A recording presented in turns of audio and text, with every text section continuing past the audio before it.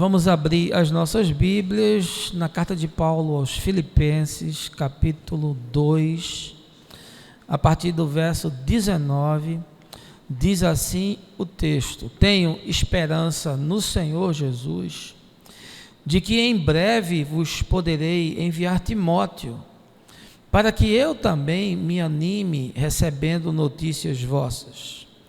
Pois não tenho ninguém que tenha esse mesmo sentimento, que sinceramente zele por vosso bem-estar, porquanto todos procuram cuidar apenas de seus próprios interesses, e não se dedicam ao que é de Cristo.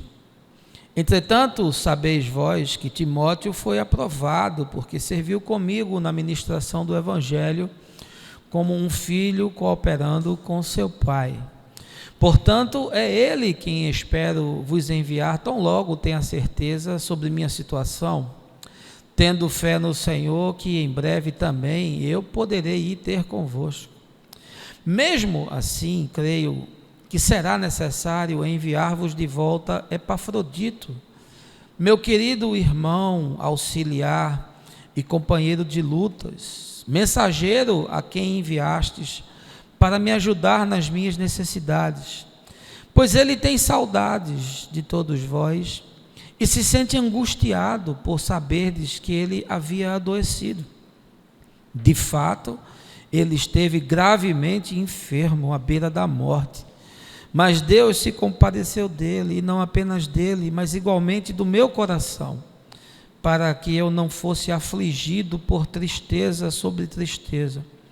Por isso o enviarei a vós com mais urgência, a fim de que possais vos alegrar ao vê-lo novamente, e com isso eu sinta menos tristeza.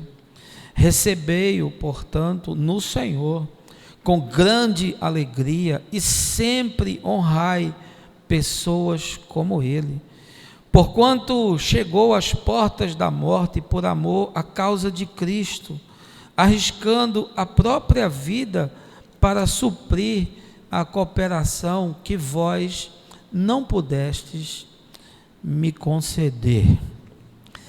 Essa é uma porção, meus irmãos, da palavra do Senhor, nesse texto do nosso amigo, irmão, parceiro, Paulo, que eu gostaria que essa manhã servisse como inspiração para essa palavra, em especial essa manhã, que eu penso que Deus reservou, sobretudo para nós que fazemos parte da estação, ainda que eu pense e creia que ela pode alcançar milhares de pessoas pelas redes sociais.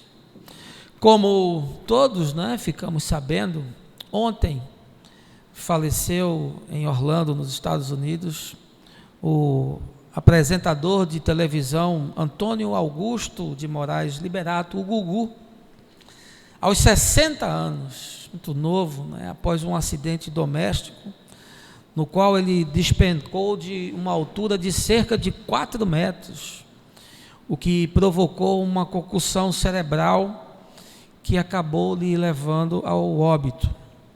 Gugu reconhecidamente era um dos principais apresentadores de TV do Brasil, com uma história marcante construída durante 45 anos de trabalho. Em entrevista a um programa de entretenimento da Rede Record, em 2017, ele afirmou que, após enviar cartas ao apresentador e empresário Silvio Santos, com sugestões de quadros e gincanas, foi contratado pelo SBT ainda com 15 anos de idade. Na entrevista, Gugu afirmou que ficou na rede SBT de 1974 a 2009, 38 anos de trabalho, começando como assistente de escritório, depois assistente de produção, em seguida no palco com Silvio Santos, até que em 1981 ele estreou o seu próprio programa. Pois bem, 12 anos depois, já em 1993, Gugu viria a estrear seu principal programa, o Domingo Legal, que ficou no ar durante 16 anos, com sucessivas vitórias na guerra de audiência contra a Rede Globo, já à época com o Domingão do Faustão. Ainda nessa entrevista, Gugu afirmou que tudo o que sabia de televisão tinha aprendido com o Silvio Santos e que ele jamais poderia substituí-lo, porque homens como o Silvio são insuperáveis. Analistas jornalísticos afirmaram, após a notícia do falecimento do apresentador, que Gugu foi fundamental no crescimento do SBT e que sua dedicação sem igual durante 38 anos de trabalho à rede solidificaram a emissora como a segunda empresa de comunicação do Brasil. Na minha profissão, eu tive a oportunidade de conviver com alguns dos maiores empresários do nosso país, homens que construíram verdadeiros impérios empresariais. Dentre esses, certamente tem um que marcou a minha vida e me influenciou como empresário, que foi Marco Stefanini, presidente da maior empresa de tecnologia da informação do Brasil, com faturamento hoje acima dos 2 bilhões de reais anuais e 37 subsidiárias espalhadas pelo mundo.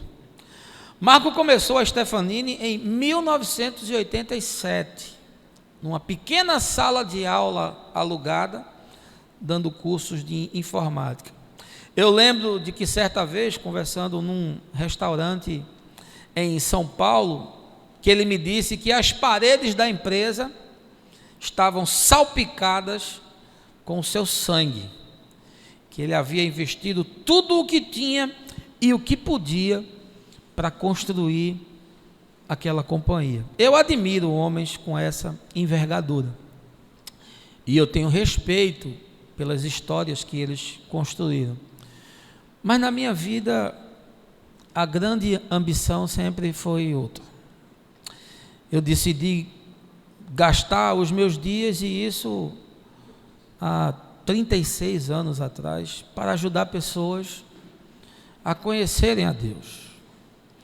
E eu não deixei de trabalhar para fazer isso, pelo contrário, desde os meus 18 anos, eu tenho trabalhado, os meus dons e os meus talentos estão sempre disponíveis para edificação da igreja.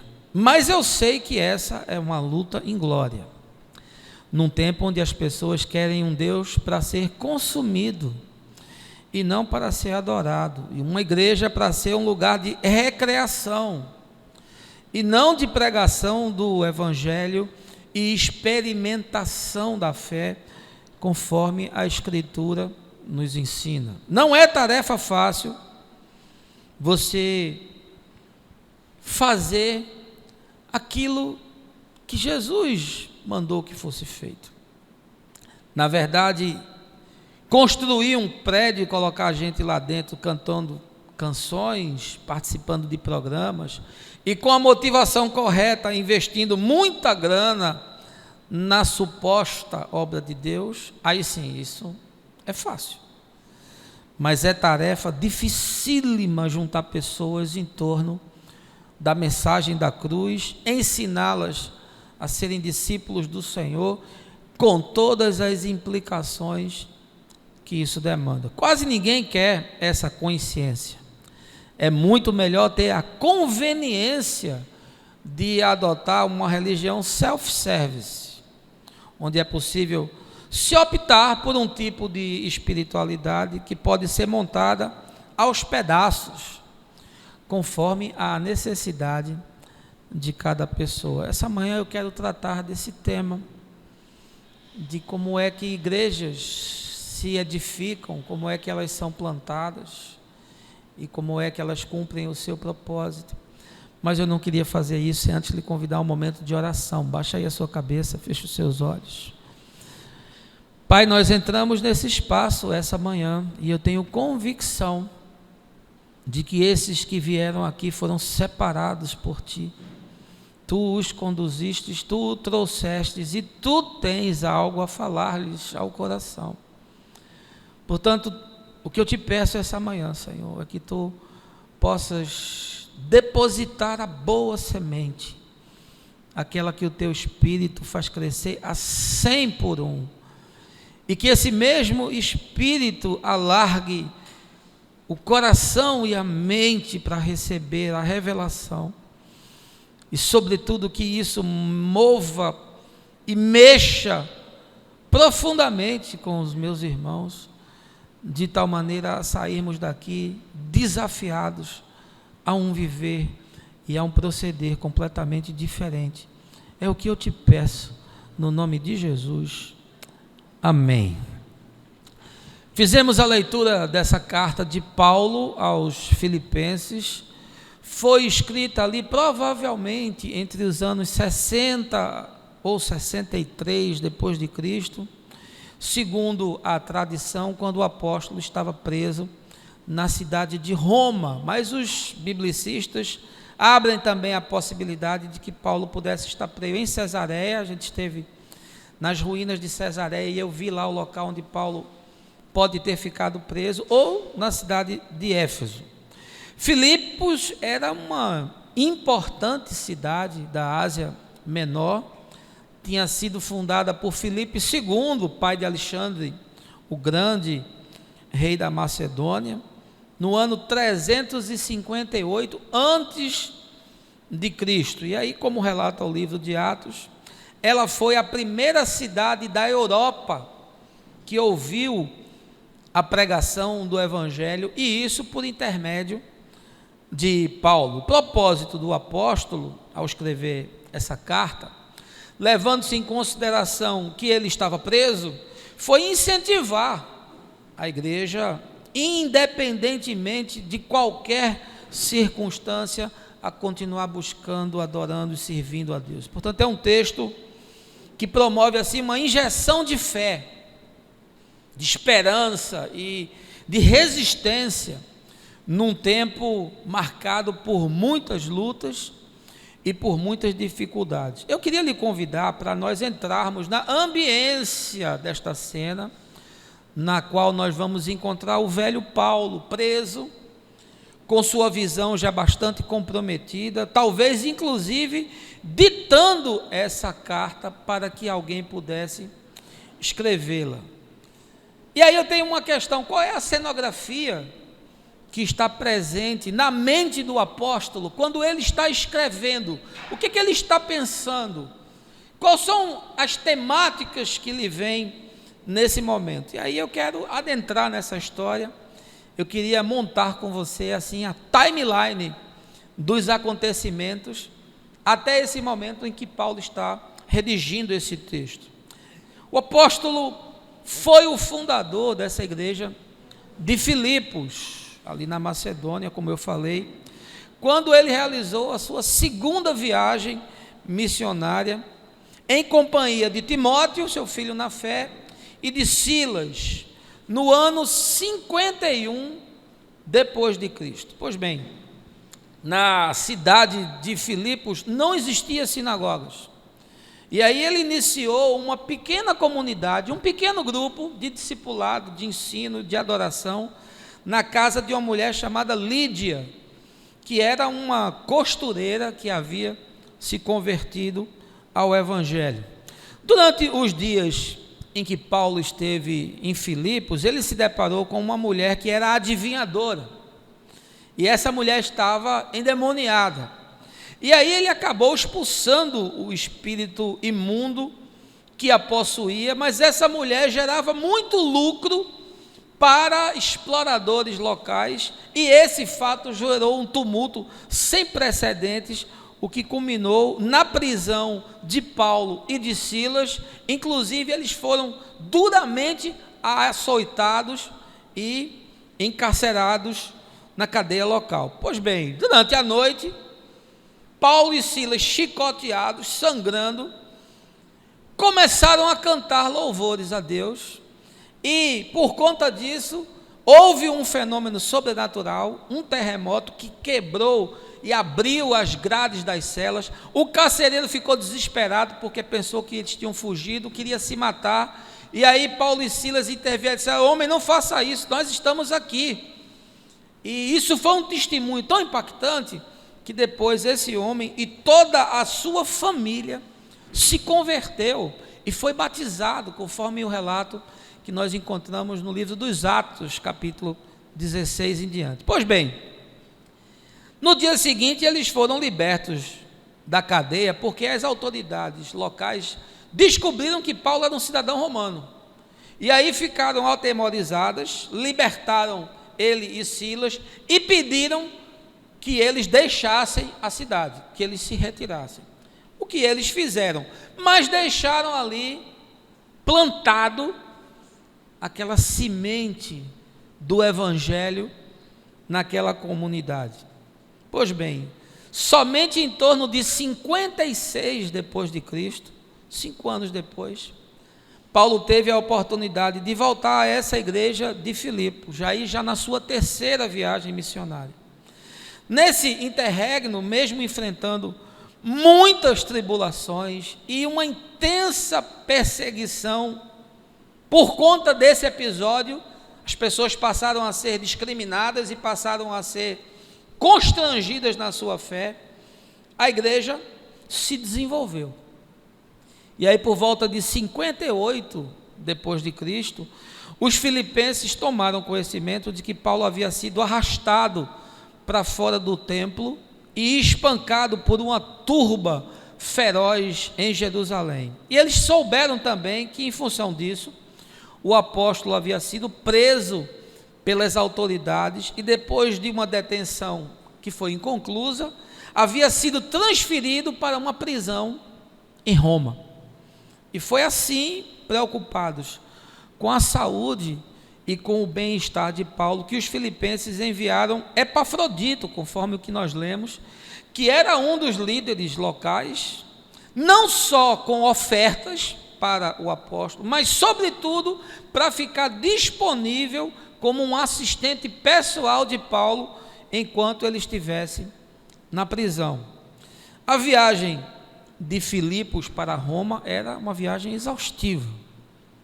Havia inúmeros perigos para as pessoas se deslocarem distâncias grandes no primeiro século, sobretudo as intempéries do mar, porque as embarcações eram frágeis, e o perigo de assaltantes e saqueadores nas estradas locais. Os biblicistas acreditam que Epafrodito já deve ter chegado a Roma muito fragilizado de saúde. E aí o seu estado de saúde foi se agravando fortemente nos meses seguintes. E aí, de fato, conforme o texto que a gente leu, Paulo diz que ele chegou a estar à beira da morte, mas foi poupado por Deus e conseguiu concluir a sua missão com o apóstolo, motivo pelo qual Paulo estava agora enviando Epafrodito de volta. Em 61 depois de Cristo, 10 anos após o apóstolo ter feito a primeira visita a Filipos, e quando ele estava preso em Roma, foi então que ele escreveu essa carta que nós lemos, essa porção, e nela ele menciona alguns desses acontecimentos que eu narrei.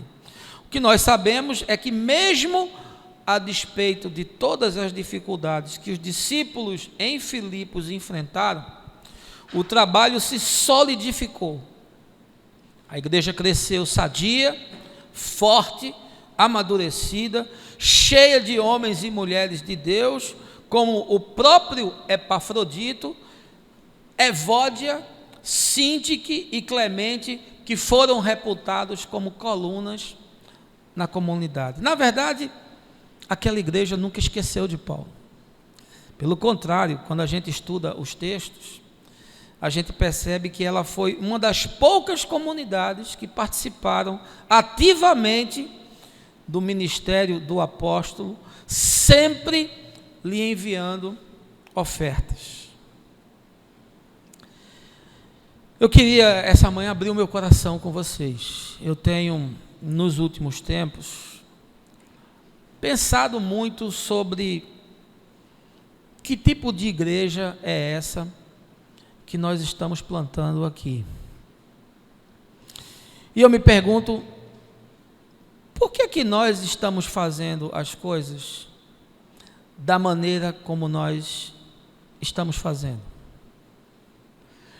Eu fico me perguntando, quem são essas pessoas que foram arregimentadas, que são frequentadores assíduos, que são participantes dessa tarefa? O que que essas pessoas têm para oferecer aqui? Por que é que elas, e não outras pessoas, estão envolvidas com isso? Eu também fico me perguntando, o que é que essas pessoas que vêm aqui esperam encontrar nesse lugar? Por que que elas vêm aqui ao invés de irem para outras igrejas maiores, mais estruturadas, com uma programação melhor, com mais serviços disponíveis? Eu estou há 6 anos, completados agora em junho, trabalhando entre vocês. É um tempo considerável. E eu não parei nesse tempo. Eu não tirei férias. A minha casa esteve aberta durante todo esse período para fazer discípulos. Eu acolhi as pessoas, eu aconselhei aqueles que me procuraram, eu fiz aí 3 ou 4 dezenas de eventos, eu promovi cultos de doutrina, eu promovi encontros de adoração, eu ensinei de todas as formas que eu pude, e fiz aí uma contabilidade grosseira de que preguei em torno de 250 mensagens nesse período. Se você supor aí que eu gasto, em média, pouco mais de 1 hora, você tem aí uma quantidade de ensinamento disponível enorme. Mas eu queria confessar uma coisa a vocês. Eu não estou feliz e nem estou satisfeito com o que nós temos aqui. E eu não estou falando isso ligado ao número de pessoas, porque eu sei que essa mensagem que Deus me deu para pregar não junta gente. Mas eu estou falando de compromisso, de zelo, de paixão, de resistência, de atitude de mudança, de consciência, de luta, de garra, de esforço, de doação voluntária, de generosidade, de cuidado, de responsabilidade, de fidelidade, de determinação e de tantas outras coisas que eu não consigo enxergar aqui, salvo pouquíssimas exceções. Eu estou abrindo meu coração com vocês. Eu não quero que ninguém se sinta mal. Mas eu quero que você faça uma reflexão. No fundo, eu gostaria de saber se é isso que vocês querem em termos de igreja. Eu queria saber se vocês estão satisfeitos, se vocês se sentem bem aqui, se vocês sentem que estão fazendo o melhor do que vocês podem fazer, se vocês estão comprometidos mesmo com a plantação dessa comunidade. Se eu tivesse ouvido o que vocês ouviram esses anos, e se eu tivesse crescido numa estrutura de igreja igual a essa que vocês têm aqui, eu quero dizer a vocês, meus irmãos, a minha vida como discípulo de Jesus teria sido completamente diferente do que ela foi. Eu ouço o tempo todo as pessoas falando que gostariam de estar aqui. Aliás, eu tenho compartilhado isso nos últimos 60 dias no nosso grupo. Eu leio nas minhas publicações nas redes sociais as pessoas falando como gostariam de ter uma igreja como essa aqui, na cidade onde elas moram. Tem gente que me liga e me diz assim: puxa, por que você não está aqui perto para que eu pudesse fazer parte desse projeto? E eu fico pensando, será que as pessoas que estão aqui entenderam que Deus deu a elas esse privilégio de poderem ser usadas para erguer essa comunidade que verdadeiramente é algo totalmente diferente do que nós temos aí como proposta de igreja? Eu fico pensando, será que essas pessoas têm um entendimento de que elas vão ser cobradas por conta disso? Será que essas pessoas compreendem que serão julgadas no último dia pela luz que elas receberam, pelo acesso que tiveram à revelação das Escrituras, e que elas tiveram acesso a muita luz aqui nesse lugar? Jesus disse em Lucas 19 que os judeus haviam perdido a oportunidade da visitação de Deus, e que isso teria desdobramentos enormes na vida do povo. 2000 anos se passaram e as consequências perduram até hoje. Eles perderam aquela visitação de Deus e até hoje estão colhendo os frutos. Vocês têm ideia de que vocês estão sendo visitados por Deus? Não? Já pararam para pensar nisso?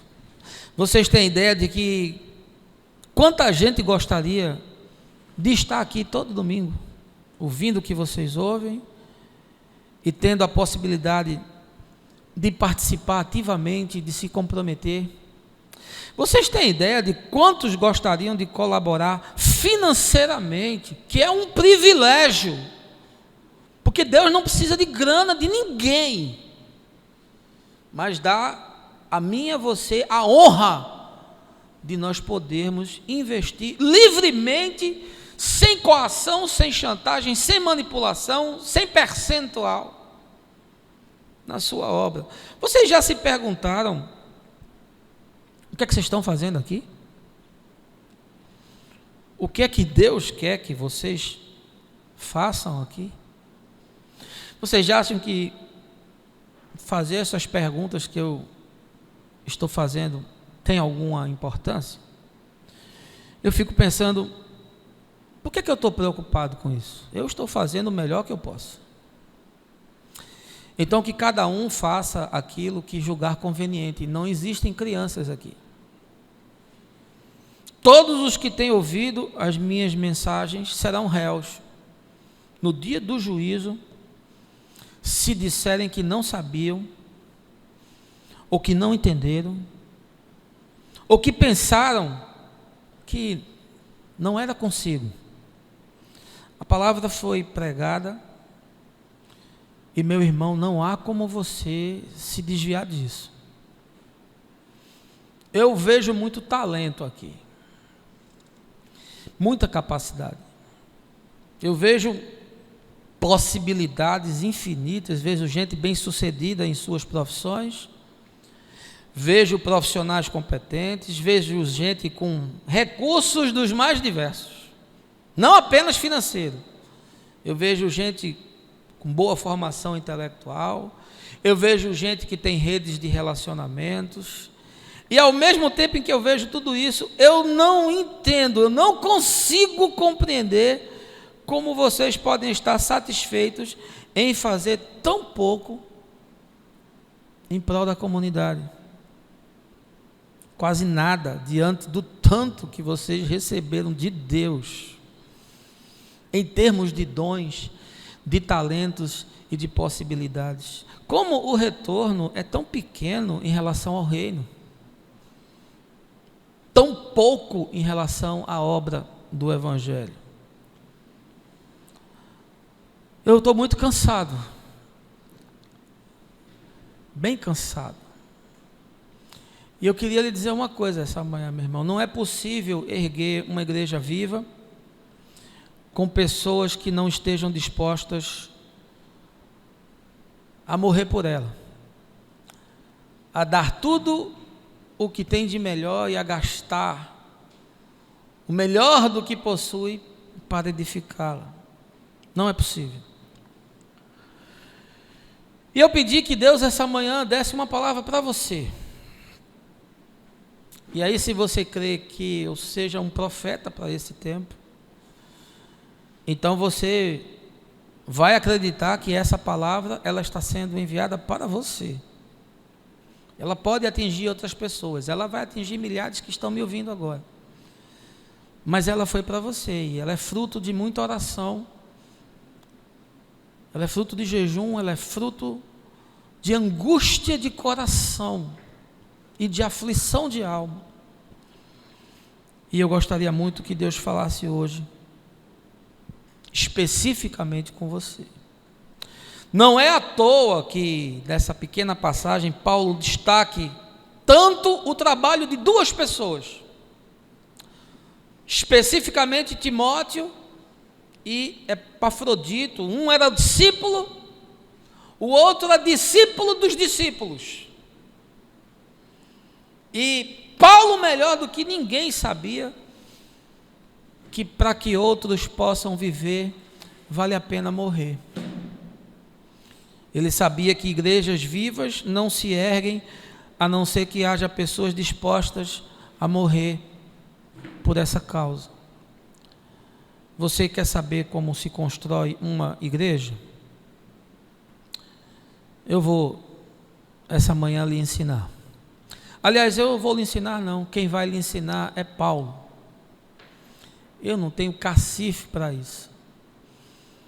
Mas eu compreendo bem claramente o que ele nos ensina. E Deus já me ajudou a plantar aí quase uma dezena delas. Então eu acho que eu ganhei alguma autoridade para falar com vocês.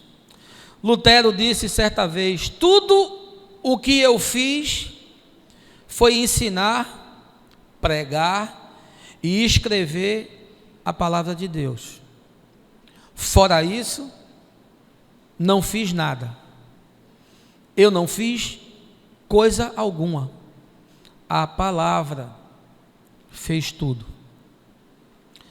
A minha esperança é que essa manhã a palavra faça aquilo que tem que ser feito e que eu definitivamente não posso fazer. A mensagem é expositiva, tudo está no texto. Retorne aí a carta de Filipenses, capítulo 2. Vamos ver como é que igrejas são construídas. De que material? Será que é de cimento, de tijolo? Será que é um edifício? Ou será que o projeto de Deus é outro? A primeira coisa que eu quero lhe dizer, que eu vejo claramente nesse texto do nosso amigo, irmão Paulo, é que igrejas se constroem com pessoas que se comprometem a cuidar de outros. Veja aí o verso 20.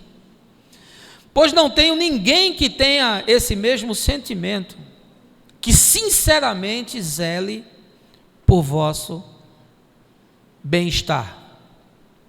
Igrejas se constroem com pessoas que estão dispostas a cuidar de outros. Timóteo era um pastor, e ele havia aprendido com Paulo a cuidar de pessoas. Muito provavelmente, nesse momento em que Paulo está escrevendo, Timóteo era pastor da igreja de Éfeso, que era uma das maiores igrejas da Ásia Menor, e ele estava cuidando de pessoas. E aí Paulo diz: eu vou enviar para vocês alguém que sabe e que zela por cuidar de pessoas. Ele tem um zelo sincero. E olha, meu irmão, isso não é uma coisa corriqueira. Gente que queira cuidar de pessoas. E por quê? Porque cuidar de pessoas dá trabalho, meu irmão. Porque gente é complicado, gente é problemática, tem gente que é invasiva, Tem gente que lhe traz questões que lhe provocam constrangimentos. O psicólogo ouve os problemas do seu paciente, mas aquilo é uma relação profissional. O pastor não. O pastor sente aquele negócio e Jesus diz que nós devemos chorar com os que choram. Eu não posso me impermeabilizar ao drama do outro, não posso me blindar contra aquilo. Mas igrejas só se constroem com pessoas que tenham essa perspectiva e que abracem essa missão, que a gente imagina erradamente, tolamente, e eu diria diabolicamente, que isso é tarefa só do pastor. Jesus não disse: vão vocês pastores e façam discípulos.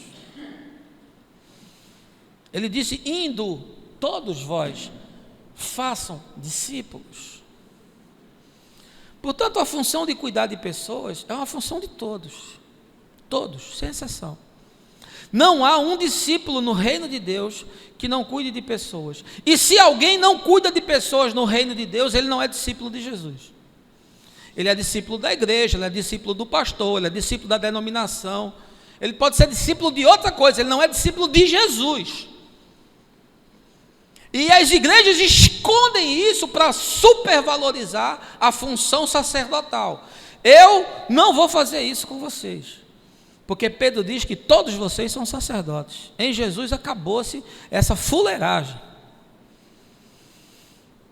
Não existe uma igreja conforme o Evangelho onde as pessoas não estejam sendo cuidadas. E cuidar envolve todas as dimensões da vida. Porque quem cuida se importa. Não é só quando o cara está pensando em suicídio. É qualquer coisa. É um problema profissional, é um problema familiar, é um problema relacional, é um problema de drogas. Ainda há pouco o Luiz estava comigo aqui, a gente estava tratando de um problema de um viciado.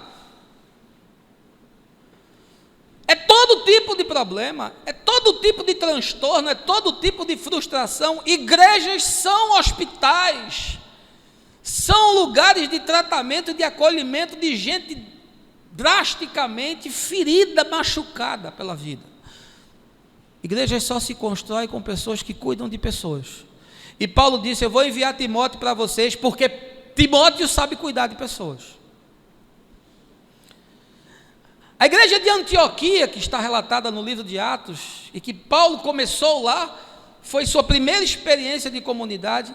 A igreja de Antioquia era uma igreja que sabia cuidar de pessoas.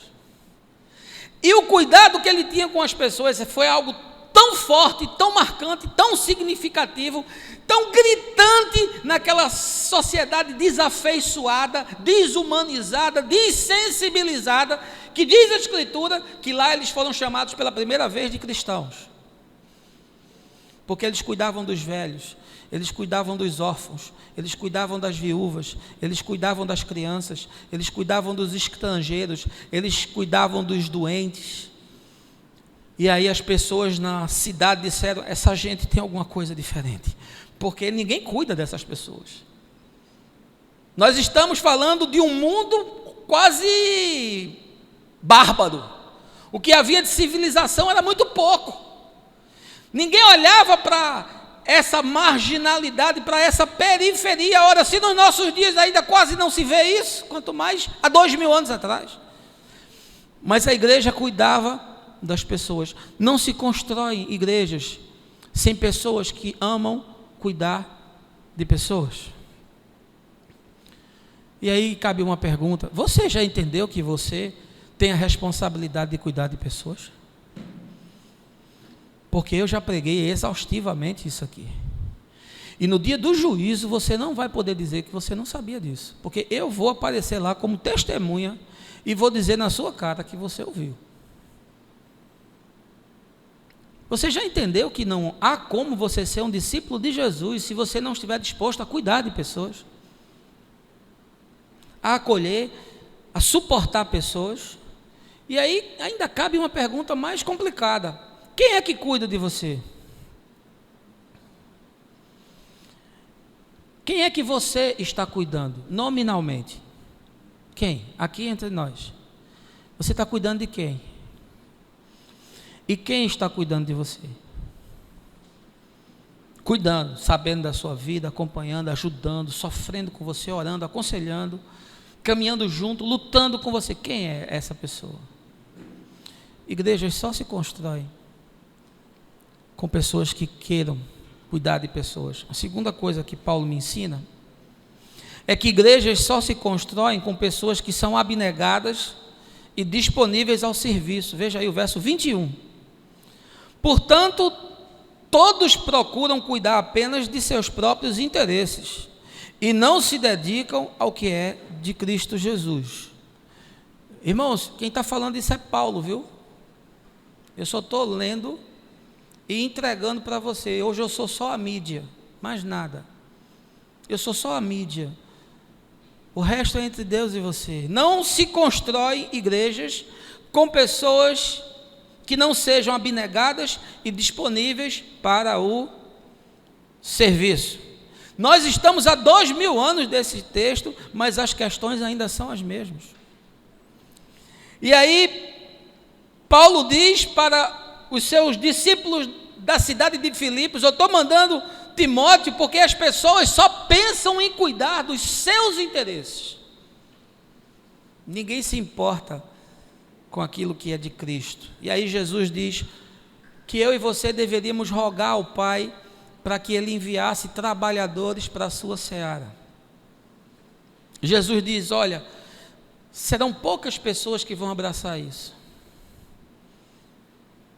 Porque as pessoas têm seus próprios projetos, as pessoas têm suas próprias prioridades, as pessoas têm suas próprias agendas, as pessoas têm seus próprios interesses, e ninguém vai se interessar pela obra de Deus. Peçam a Deus que mandem pessoas disponíveis, quebrantadas, conscientes, dispostas a se envolver com essa obra. Peçam ao Pai que faça isso, porque não é possível erguer uma igreja sem gente que esteja disponível para fazer isso. Jesus disse que nós deveríamos buscar em primeiro lugar o reino de Deus e a sua justiça. As pessoas entendem mal esse versículo porque pensam que devem deixar tudo para virar pastor. Não foi isso que Jesus disse. Ele disse que, independente de qual seja a nossa atividade secular, que a coisa que deveria vir em primeiro lugar na nossa vida são os interesses de Deus. Você se converteu a Jesus? O Espírito de Deus habita em você? A sua consciência foi remodelada por essa revelação do Evangelho? Então, isso significa que você compreendeu que em primeiro lugar é o reino. As outras coisas depois são acrescentadas. E o reino ocupa um lugar de centralidade na sua vida, onde você estiver. É o reino primeiro. E se o reino vem primeiro, significa que você vai separar o que você tem de melhor, das suas habilidades, dos seus dons e dos seus recursos, para o reino, dentro daquilo que lhe for possível. E aí cabe a pergunta: você está fazendo isso aqui entre nós? Porque não se edifica uma igreja sem pessoas que sejam abnegadas e disponíveis para o serviço. Qual é a sua parte nessa tarefa que nós temos aqui? O que é que você faz? Qual é a sua responsabilidade?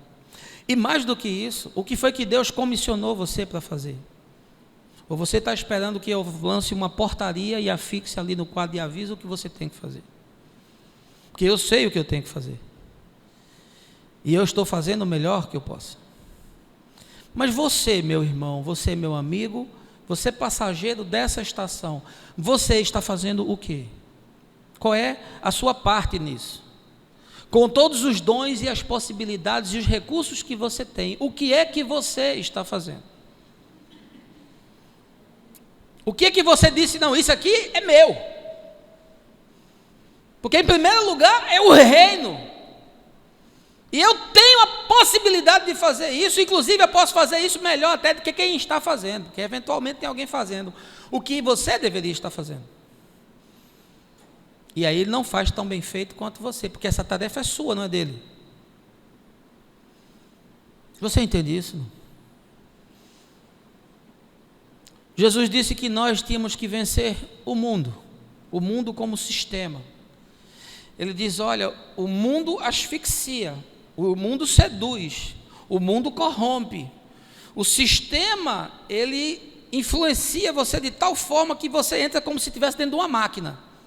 E você é consumido pelo seu egoísmo, pela sua vaidade, pela sua jactância, pelas suas inclinações carnais. O mundo consome você. Você tem que vencer o mundo. E parece que nós entendemos diferente o que Jesus disse, porque a gente quer vencer no mundo. A nossa vida gira em torno de vencer no mundo. E porque a gente quer vencer no mundo, não sobra mais nada para Deus. O que sobra para Deus são 2 horas, 1h30, porque a gente não consegue sequer chegar no horário, para a gente dar o resto para Ele, como consumidores. É uma igreja de consumidores, vem para consumir, não vem para ofertar. Você não chega para... Bom, isso aqui é a minha parte nesse negócio, do meu serviço a Deus. Não, eu vim para sentar e consumir e ir embora.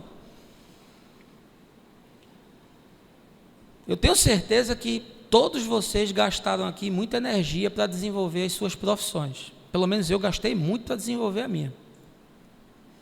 Muito esforço, muito trabalho. Se você tem empresa, eu tenho certeza que você gastou muito trabalho, muito esforço e muita energia para você ter a sua empresa, como eu falei do Marco Stefanini no começo. E aí eu lhe pergunto, mas o que é que você tem feito pela igreja? O que é que você tem feito por o que é de Cristo? Conforme Paulo diz para os de Filipenses: eu vou enviar alguém que tenha interesse naquilo que é de Cristo. O que foi que você fez? O que foi que você trouxe? Com o que foi que você se envolveu? Terceiro lugar, eu quero lhe dizer que igrejas se constroem com pessoas capazes de suportar tensões e desafios. Veja aí o verso 22. Entretanto, sabeis vós que Timóteo foi aprovado, porque serviu comigo na ministração do Evangelho, como um filho cooperando com seu pai. Pessoas que suportam tensões e desafios são aquelas pessoas que conseguem construir igrejas.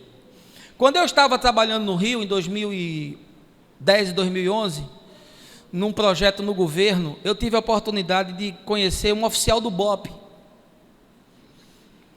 E aí esse oficial, que trabalhava no governo como um assessor do governador, ele me falou sobre o treinamento para você ser aprovado no BOPE, porque eu vi aquele filme, Tropa de Elite, né?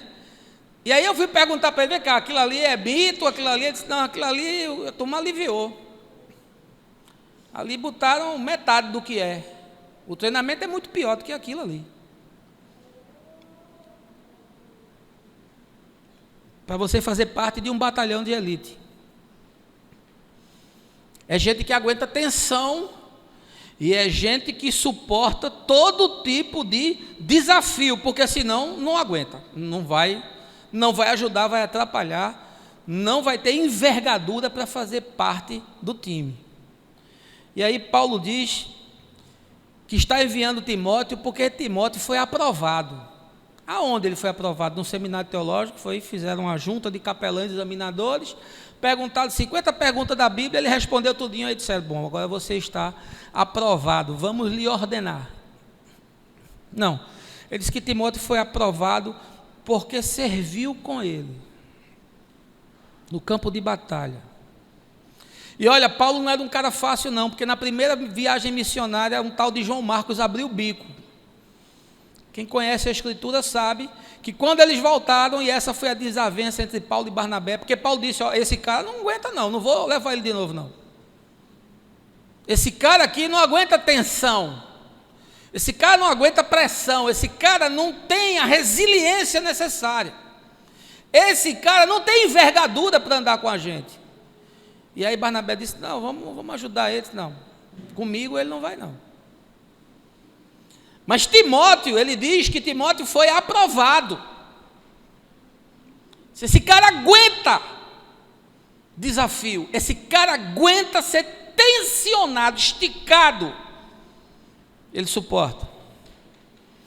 E aí ele diz que Timóteo serviu a ele como um filho serve ao pai. Eu acredito muito nesse modelo de pai e filho. Eu acho que todo homem de Deus e toda mulher de Deus tem que ter filhos na fé. E tem que ser pai na fé. Eu tive meus pais na fé. E eu sei que eu fiz muitos e tenho alguns poucos filhos na fé que suportam desafios. E aí eu vou lhe fazer uma pergunta. Você aguenta pressão, meu irmão? Que o que eu mais vejo aqui é gente chegando para mim dizendo: eu não aguento, estou cansado, eu não suporto, eu estou desmotivado, as pessoas não reagem, eu estou desiludido. Você aguenta a pressão? Você suporta desafio? Você tem a resiliência necessária? Você já entendeu que morto não tem sentimento? Morto, porque você está morto. Crucificado com Cristo, morto. Eu não venho para cá porque eu quero, não, eu venho porque eu estou morto. Morto não tem vontade. Eu já entendi que é uma prioridade de Deus, não é minha. Não é minha. Esses milhares que são alcançados pelo favor de Deus, pela mensagem de Deus, e que me dizem toda semana: não deixe não, por favor, não pare de pregar não, por favor. Eu faço pensando em vocês e pensando neles. Você aguenta desafio? Você aguenta pressão? Aguenta mesmo, porque eu conheço empresário que aguenta pressão, viu, meu irmão? Eu já vi empresário que a pressão é para voar a tampa da chaleira e o cara estava lá, segurando a onda. E eu digo: rapaz, esse cara aguenta pressão. Imagina um cara desse se estivesse na igreja. O que é que um cara desse não faria por amor a Jesus se ele se convertesse? Ah, meu irmão, o que eu vejo é gente que não move um dedo. Não aguenta um desafio. Não se compromete com nada, não suporta nada. Do primeiro calorzinho que recebe: eu estou cansado. Ah, pastor, eu estou desmotivado. Você está pensando que você está servindo a mim? Eu não recebo R$1 de ninguém não, meu irmão. Nunca recebi. É por isso que eu posso vir aqui e dizer o que eu digo. Qualquer coisinha, qualquer coisa que você peça, qualquer desafio que você lance, qualquer chamada que você faz, para fazer um pouquinho mais de esforço: eu não posso não, não aguento não, é demais para mim. Você tem alguma ideia do que é alguém ser crucificado? Não. Você já pensou na dor de Jesus na crucificação? Tem relatos médicos que falam como Jesus morreu. Dê uma pesquisada no YouTube, veja lá as agonias do sofrimento pré-morte de Jesus, e você vem me falar que você está desmotivado, meu irmão. Você é discípulo de Jesus mesmo? Você tem certeza que o Espírito Santo de Deus está em você? Quarto lugar, igrejas se constroem com pessoas dispostas a obedecer e aptas a cumprir a missão. Veja aí o verso 25. Mesmo assim, creio que será necessário enviar-vos de volta Epafrodito, meu querido irmão auxiliar e companheiro de lutas, mensageiro a quem enviastes para me ajudar nas minhas necessidades. Igrejas se constrói com pessoas dispostas a obedecer e aptas a cumprir a missão. Deram uma missão para Epafrodito: ei, vem cá, tu vai fazer uma viagem, e boa parte dessas pessoas que faziam esse tipo de viagem morriam. Chamaram esse homem porque ele era um homem disposto a cumprir qualquer missão que lhe fosse dada. E mais, chamaram ele porque ele era um cara disposto a obedecer. E aí disseram: meu irmão, nós precisamos que você cumpra uma tarefa. Não é uma tarefa fácil, mas ela precisa ser realizada. Nós não temos tarefas fáceis aqui. Nós temos tarefas que precisam ser realizadas. Agora, eu não posso realizar as tarefas sozinho, porque a tarefa que Deus me deu, eu estou fazendo. E aí eu me lembrei do filme do Capitão Nascimento, né? Que ele diz: missão dada é missão cumprida. Olha, meu irmão, Deus me deu uma missão, e enquanto eu tiver fôlego de vida, eu vou cumpri-la. Você só vai me ver sem cumprir a missão no dia que você me ver deitado no caixão, e alguns de vocês vão ver isso. Não todos, que eu vou enterrar um bocado de vocês ainda. Mas alguns vão ver. Nesse dia, eu não vou mais estar cumprindo a missão, mas até na véspera, eu vou estar cumprindo. Missão dada é missão cumprida. Eu recebi uma missão de Jesus e eu vou cumpri-la. Você tem a consciência de que você recebeu uma missão de Jesus, não foi minha. Você recebeu uma missão de Jesus. Pastor, eu não sabia disso. Pois fique sabendo. Você tem dons, você tem talentos, você tem recursos, você tem possibilidades, e você está aqui por algum motivo, e portanto, missão dada é missão cumprida. Qual é a sua missão aqui? Qual é a sua missão aqui entre nós? Você está disposto a obedecer? Obedecer a Deus, obedecer à Escritura, obedecer às autoridades constituídas. Vocês não me veem aqui falando como uma autoridade sobre a vida de vocês, mas vocês saibam que eu sou. Eu não exijo isso, eu nunca exigi, mas eu sou. E eu tenho essa autoridade que me foi dada por Deus. E aí as pessoas me perguntam: pastor, Deus diz não? Eu disse: raramente Deus diz não. Por quê? Porque Deus só diz não a quem está disposto a obedecer. E como a maioria das pessoas não estão dispostas a obedecer, então pouco importa o que Deus diga. Só ouve o não de Deus quem está disposto a obedecer. Você nunca imagine que você vai ouvir um não de Deus se você não está disposto a obedecer, meu irmão. Você está disposto a obedecer? Você já entendeu que na igreja existe uma hierarquia? Aqui nós somos uma igreja plana, né? Todo mundo é igual, com funções diferentes. Mas na igreja existe uma hierarquia. Paulo diz: Deus colocou em primeiro lugar os apóstolos, depois os profetas, depois os operadores de milagres. Ele dá um sentido de organização. Portanto, há autoridade. E o próprio Paulo diz que Epafrodito, que ele está devolvendo, foi seu irmão, auxiliador e companheiro de lutas. Ele coloca uma certa hierarquia, né? O irmão que está junto, que chega, que está próximo. Depois ele diz: mas ele foi mais do que um irmão, ele foi um auxiliador. Ele se envolveu com tarefas, ele colocou os seus recursos à disposição e colocou os seus talentos em operação, mas ele foi mais do que isso, ele foi um companheiro de lutas. Um cara que ombrou comigo, sofreu comigo, chorou comigo, sangrou comigo, companheiro de lutas. Tem gente aqui que está sangrando, você sabia disso? Não? Sem ajuda, sem apoio. Igreja só se constrói com gente disposta a obedecer e a cumprir a missão. Você está comigo nessa missão? Você está comigo nessa missão? Dando R$100 por mês, você está comigo nessa missão? Não dando nem R$100 por mês. E você diz que está comigo nessa missão? E é isso que você tem para oferecer a Deus? O preço de uma pizza? Para manter espaço? Porque aqui a gente não cobra dízimo.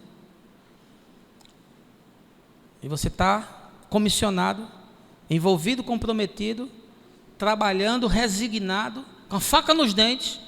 Quinto lugar, igrejas se constroem com pessoas que sabem honrar e cuidar de seus mestres e guias. Veja aí o verso 29. Recebei-o, portanto, no Senhor, com grande alegria, e sempre honrai pessoas como ele. Paulo disse, esse cara que você me mandou é extraordinário. Primeiro que ele quis vir numa viagem que você não sabia se chegava. Você estava disposto, meu irmão, a fazer uma viagem que você não sabe se chega vivo? Por amor ao Evangelho, ao reino de Deus? Alguém aqui estaria disposto a fazer isso? Eu vou numa viagem que eu não sei se tem volta. Posso ir e não voltar. Depois ele chegou já esfacelado da viagem, quebrado. E na sequência, no trabalho servindo a Paulo, ele adoeceu e foi uma doença mortal. Aí Paulo disse que Deus se compadeceu porque ele só tinha tristeza sobre tristeza. Ele disse, sepultar esse homem que foi enviado para me ajudar da parte de vocês, ia ser mais uma tristeza, e Deus me poupou disso. E ele foi curado. E aí Paulo, quando está devolvendo, diz, honrem a homens como esse. Honrem a homens como esse. Que fez de tudo o que era possível. Recebam ele como se estivessem recebendo Jesus. A igreja sempre cuidou e sempre protegeu os seus guias e os seus mestres, sempre. E aí eu queria lhe fazer uma pergunta, meu irmão. Você tem cuidado de mim?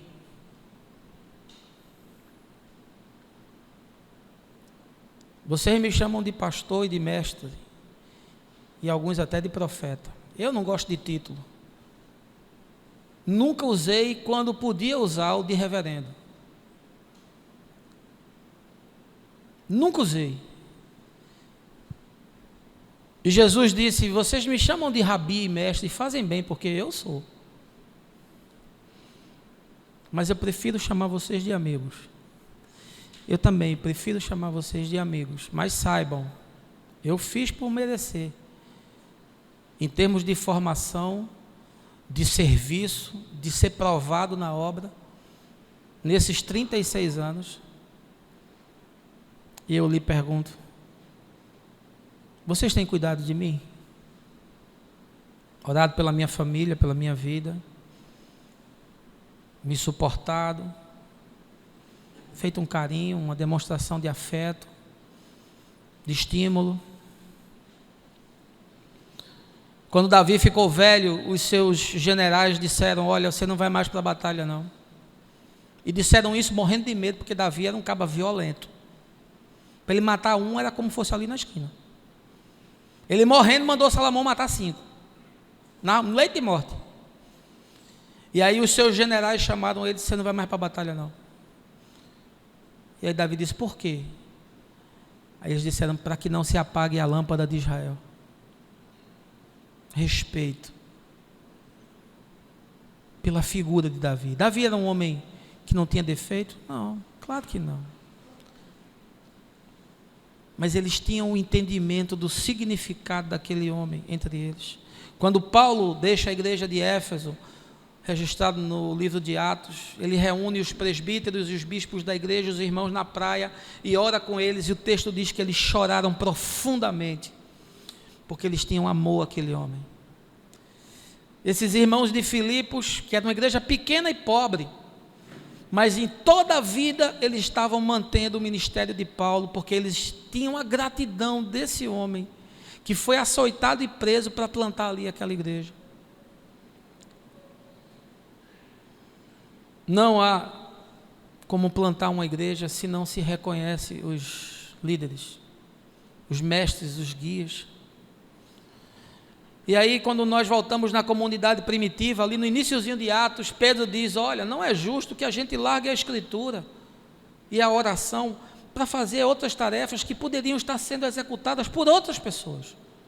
Não é justo isso. E aí se criou a diaconia, que são auxiliares que cuidam das diversas tarefas na igreja. Tem uma lâmpada aqui atrás que está há quase 1 ano queimada. e outros tantos reparos, e outras tantas tarefas, e tantas atividades. As nossas casas são impecáveis. E aí eu me lembro do profeta Ageu dizendo: enquanto as suas casas estão lindas, o templo está em ruínas. Nós não temos aqui esse conceito de templo, né? Nós entendemos que esse é o templo. Mas há tanta coisa que poderia estar sendo cuidada, e você vê o compromisso, o zelo das pessoas nas mínimas coisas. Eu estive lá na cidade de Refúgio, e eu vi aquele pessoal, e eu olhei para os mínimos detalhes e vi, puxa, essa moçada aqui entende o que é serviço, e entende como tratar e cuidar dos seus pastores. Não se constrói igrejas quando nós não reconhecemos as pessoas que Deus levantou. E saibam, meus irmãos, eu nunca vou usar da minha autoridade para esmagar ninguém, para constranger ninguém, para apertar ninguém, jamais. Já existiram aqui alguns pequenos motins, eu não me mexi. Se alguém quiser me derrubar, é só me falar, porque eu pego a minha Bíblia e vamos embora para casa. Você pensa que eu vou lutar por conta de espaço de igreja? Eu não lutei quando eu estava na instituição, meu irmão. Vou lutar agora? Jamais. Mas eu sei que Deus me deu autoridade para fazer o que eu faço. Não questione isso. Deus me deu essa autoridade. E Deus me chamou para esse ministério. Eu não sou perfeito. Tenho muitos defeitos, limitações. Parte do problema do crescimento é meu. Mas não é só meu. É nosso. E em último lugar, Paulo nos ensina que igrejas se constroem com pessoas que estão dispostas a correr todos os riscos. Veja aí, verso 30. Porquanto ele chegou às portas da morte por amor à causa de Cristo, arriscando a própria vida para suprir a cooperação que vós não pudestes me conceder. Sabem quais são as pessoas necessárias para erguer uma igreja? Gente que está disposta a correr risco. E aí Paulo diz que Epafrodito foi até as últimas consequências para fazer o que tinha que ser feito. Ele sabia de todos os riscos, mas ele foi. E aí eu queria lhe fazer uma pergunta essa manhã: qual é o risco que você está disposto a correr? Qual é o risco que você corre pelo Evangelho hoje? Qual é o risco? Eu conheço empresários que correm riscos. Eu, particularmente, como empresário, sou um homem que sou propenso ao risco. Eu gosto de coisas que têm risco. Não sou irresponsável, mas eu gosto do risco. Eu gosto da área da gestão do risco. E eu lhe pergunto: o que é que você arrisca para a gente plantar essa comunidade? Você arrisca o quê? Outro dia eu estava contabilizando com Fabiana que a gente deu para a igreja um apartamento, um carro, e dinheiro a gente perdeu as contas do que a gente deu. E tinha um risco nisso, porque quando a gente deu o apartamento a gente não tinha onde morar, e quando a gente deu o carro a gente não tinha como andar. E o dinheiro, a gente deixou de fazer muita coisa. Você, qual é o risco? O risco que você corre pela obra de Deus. Todo mundo queria fazer essa viagem em Filipos, mas Epafrodito foi o escolhido. Eu sei que há muitas pessoas no Brasil que gostariam de estar aqui, mas elas não estão. Eu conheci recentemente um irmão que eu gostaria muito que ele estivesse aqui. Aliás, ele vai vir aqui, vocês vão conhecer o Xandão. Eu gostaria de um Xandão aqui comigo, mas Xandão não está aqui. Quem está aqui é você e eu. É o que você tem, é o que nós temos. E quais são os riscos que você está disposto a correr? Até onde vai o seu amor pela causa do Evangelho? Se houvesse uma perseguição hoje no Brasil por conta de alguém ser discípulo de Jesus, você seria preso? Alguém diria assim: ó, ali naquela rua, no número tal, ali naquele apartamento, no número tal, tem um casal que é discípulo de Jesus. Ali tem uma mulher que é discípula de Jesus. Ó, naquele lugar ali pode ir, que lá tem um discípulo de Jesus, pode prender. Você seria preso, não? Você seria reconhecido como um discípulo de Jesus? Eu lembrei agora dos 3 mosqueteiros, né? Um por todos e todos por um. Será mesmo? Ou será que foi um por todos e eu por mim? Porque Paulo diz em Romanos que um morreu por todos. Agora, quantos estão dispostos a correr riscos por Jesus? Você está disposto? Você está disposto? Qual o risco que você corre? Quanto que você compromete do que você tem para ajudar no desafio de plantar a igreja? Quanto? De talento, de tempo, de dons e de recursos financeiros. Quanto?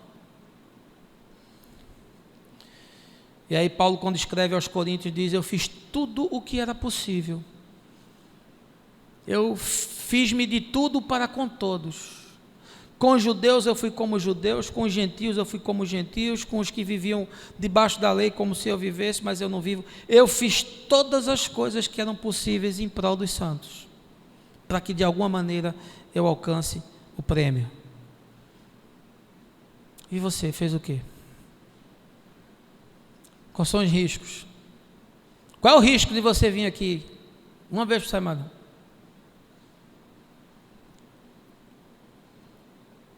Eu não precisava dizer nada disso para vocês.